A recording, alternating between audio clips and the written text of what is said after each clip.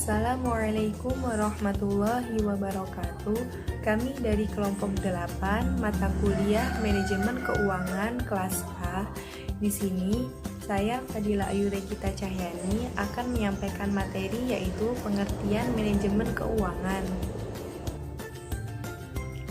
Pengertian manajemen keuangan.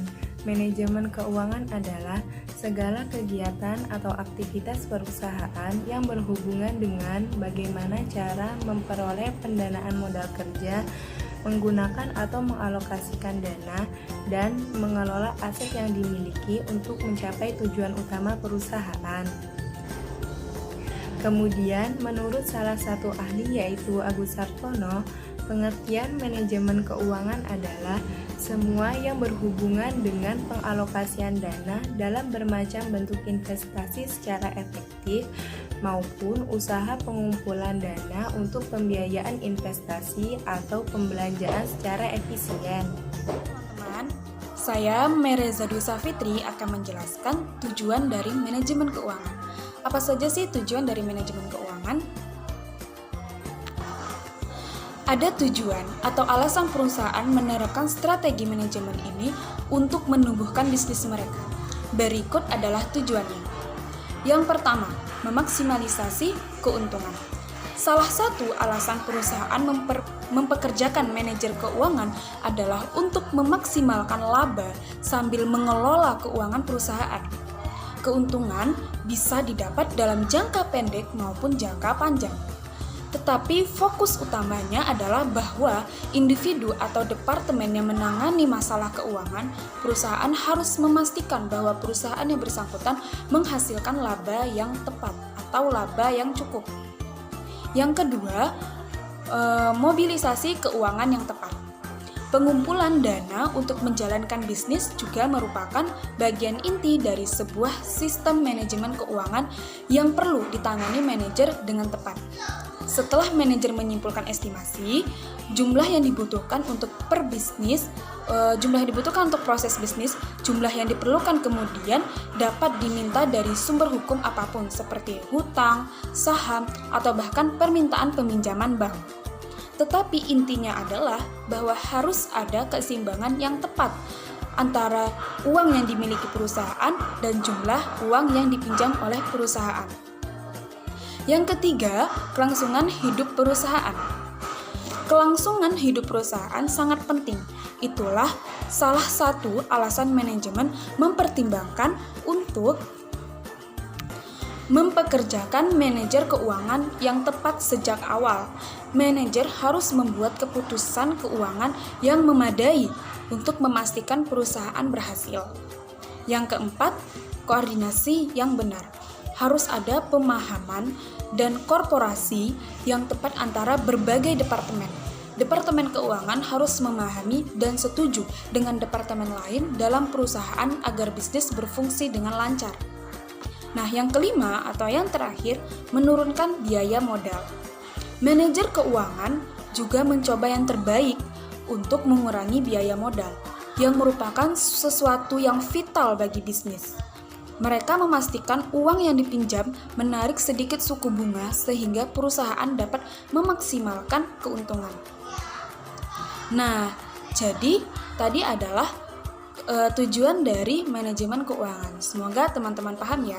Nama saya Atika Nur Mumtazah, NIM 1910204086 dari Manajemen Dakwah. Di sini saya akan sedikit menyampaikan terkait fungsi manajemen keuangan. Fungsi dari manajemen keuangan itu ada 5. Yang pertama, planning. Planning atau perencanaan keuangan, yaitu membuat rencana pemasukan, pengeluaran, serta kegiatan yang akan dilakukan pada periode tertentu. Kemudian yang kedua yaitu budgeting atau anggaran, yaitu tindak lanjut dari perencanaan yang telah kita buat dengan membuat detail pengeluaran dan pemasukan secara efisien dan memaksimalkan dana yang telah dimiliki. Kemudian yang ketiga, controlling atau pengendalian, yaitu menggunakan dana secara maksimal dan melakukan evaluasi serta perbaikan atas keuangan yang ada. Kemudian yang keempat yaitu auditing atau pemeriksaan, melakukan audit internal atas keuangan yang ada agar tidak terjadinya penyimpangan-penyimpangan. Kemudian yang terakhir atau yang kelima adalah reporting atau pelaporan, yaitu penyediaan informasi terkait dengan keuangan yang ada, kemudian sekaligus sebagai bahan evaluasi dari planning yang telah dibuat. Selanjutnya yaitu peran penting manajemen keuangan. Yang pertama yaitu perencanaan keuangan. Nah, sukses atau tidaknya suatu bisnis itu tergantung bagaimana kita melakukan perencanaan keuangan. Kedua, menjaga dan melindungi dana. Kita di sini harus menentukan proyek mana yang membutuhkan dana. Jangan sampai ada proyek yang mengeluarkan dana secara berlebihan, itu akan mempengaruhi proyek yang lainnya. Yang ketiga yaitu alokasi dana.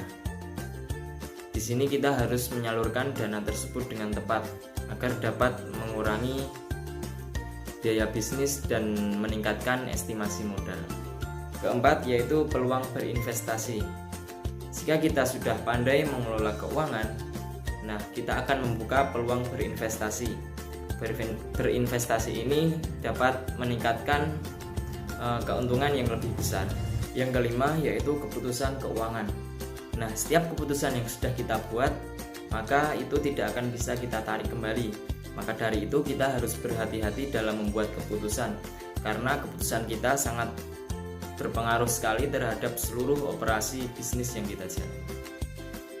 Selanjutnya, saya Muhammad Nurhakim Al-Lughawi akan membahas tentang ruang lingkup manajemen keuangan. Di sini ruang lingkup manajemen keuangan dibagi menjadi 3. Yang pertama ada keputusan pendanaan, yang kedua ada keputusan investasi, yang ketiga ada keputusan pengelolaan aset. Yang pertama, keputusan pendanaan. Di sini perusahaan harus wajib ataupun semaksimal mungkin dalam melakukan pencarian dana, seperti kebijakan menerbitkan sejumlah obligasi ataupun kebijakan-kebijakan jangka pendek dan jangka panjang perusahaan tersebut. Yang kedua ada keputusan investasi, yang mana di sini perusahaan harus melakukan penanaman modal seperti gedung, lahan, peralatan, mesin, ataupun suatu aktivitas yang bisa mereka investasikan gitu.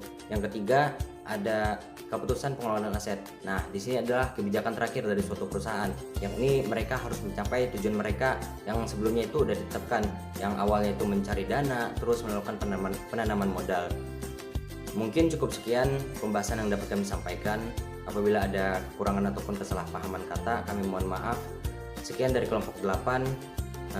Mungkin hadza minni, syukran katsiran ala ihtimamikum. Wassalamualaikum warahmatullahi wabarakatuh.